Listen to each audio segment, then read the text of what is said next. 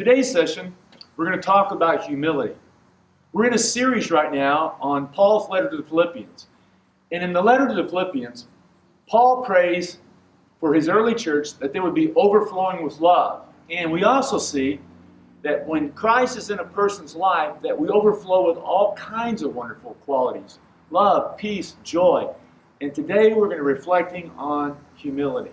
Now this is such an important topic because sometimes we completely misunderstand what humility is. We think that humility is thinking less of ourselves. We think that humility means putting ourselves down or denigrating ourselves. But humility is not thinking less of ourselves. It's thinking less about ourselves and thinking more about others, putting the needs of others first. In fact, true humility is when we become so secure in ourselves that we don't feel the need to impress others. And we find the greatest joy and happiness in those moments in life where we're able to serve others and put their needs ahead of our own, and we're able to see them succeed in life. There was an early church father, his name was St. Augustine, and St. Augustine lived in the 4th and 5th century, and he said this about humility. I think it's just incredibly interesting. He said that it was pride that turned angels into demons, but it's humility that turns men and women into angels.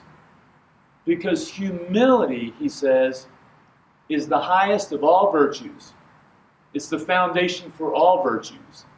And it is on the virtue of humility that comes love and kindness and compassion and self-control and faith. I heard this interesting story recently about a man who was really humble. He was kind and didn't think very much of himself. And he was always helping others. And he made such an impression on the people in his little town that the city council decided to give him an award, the first ever award for humility. And they made a big deal out of it. They brought him into the town council and they gave him a beautiful medallion and awarded him the medallion of humility with a big, beautiful strap attached to the medallion. Unfortunately, though, they had to take it away a week later because the man then walked all over town wearing the medallion everywhere he went, bragging that he was the most humble person in the whole town. Humility is a challenge. And so when we get to the second chapter of Philippians, Paul addresses the subject of humility.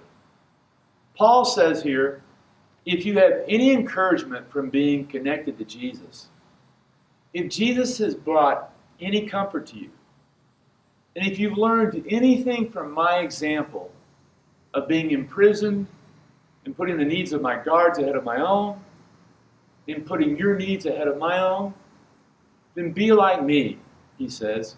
He said, I want you to love one another with all your hearts. And he says, the way that you're going to do that is by doing nothing from selfish ambition, putting your needs, the needs of other people ahead of your own. And then he uses this phrase in verse 3, be humble. And then here in this letter, he gives us 4 ways that humility is lived out. He says, humble people are not selfish. They do nothing out of selfish ambition. He says, humble people do not have the need to impress others. They do nothing out of vain conceit. He said they are always thinking of others as better than themselves. What it is, they see value in others, more value in others than they see in themselves. And they don't look out only for their own interests, but they put the interest of others ahead of their own. I heard this great story by Craig Groeschel, who was one of the speakers at the recent Global Leadership Summit. He pastors one of the largest churches in the United States and actually in the world.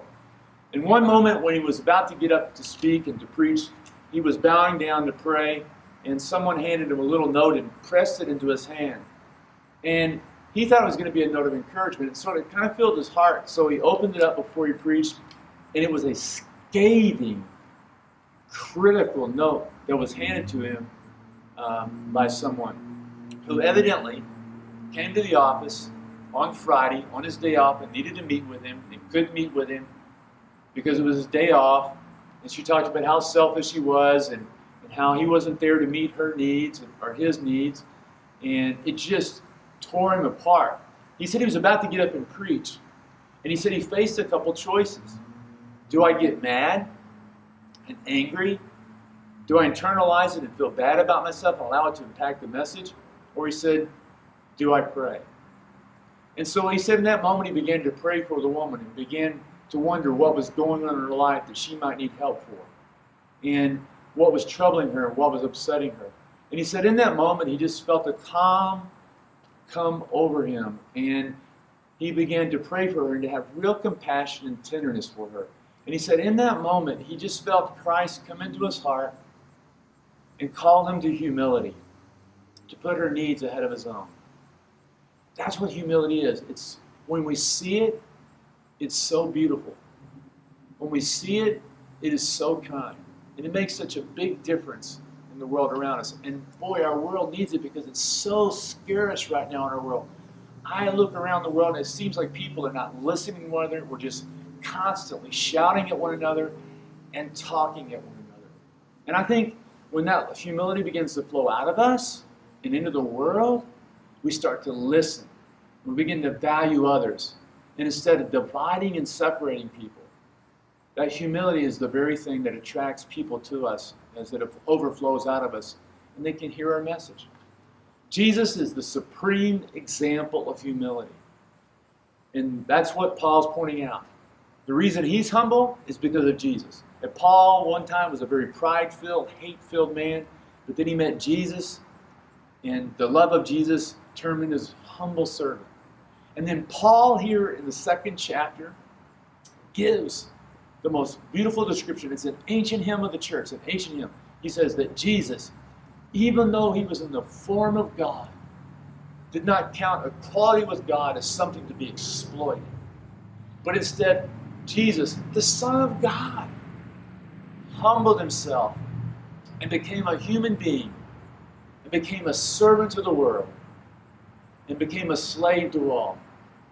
And he says, because of that, God exalted him and lifted him up. And what Paul is basically saying here is that the true pathway to greatness is not ascending, but descending into humility. So this week I would encourage you, read that 2nd chapter in Philippians and pull out a verse that means something to you and write it on a sticky note and then put it on your mirror and pray about it and think about it and meditate on it each day. I'll tell you what mine is. Don't impress others. Don't impress others. Recently, my family, we went kayaking, and we got in the kayaks, and I guess I thought it was a race, and I was charging out. I was like, 50 yards ahead of everybody. When my son caught up to me, and he goes, "Dad, don't be that guy that has to win every time. You don't have to impress everyone in the kayak as being the fastest kayaker in the Emery family. Don't be that guy. You're always that guy." That's the challenge for me, is to not worry about what other people think of me, but instead to think more highly of others. What is it for you?